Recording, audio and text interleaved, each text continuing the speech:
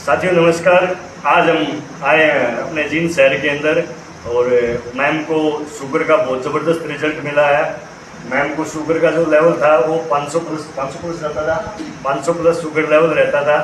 एक हफ्ते पहले अपने शुगर का प्रोडक्ट दिया है मैम को और आज मैम खुद बताएंगे आज इनको कितना आराम है। बताना मैडम एक बार। अब तो बहुत आराम है, इसमें काटने में भी बहुत आराम है। अभी शरीर में मान लिया कोई कमजोरी फील तो नहीं हो रही नहीं, और शुगर का लेवल कितना आ चुका अभी? अब तो 371 है। 371 है।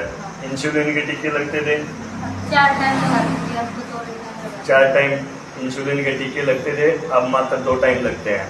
धीरे धीरे 15 दिन के बाद ये इंसुलिन के टीके अपनी दवाई से छूट जाएंगे। ठीक है, तो अगर आपके पास में भी कोई शुगर का ऐसा मरीज है या तो शुगर की बीमारी से परेशान है तो आप अपने AWL के प्रोडक्ट को यूज़ करवा सकते हैं जिससे उनकी बीमारी से निजात मिल सके।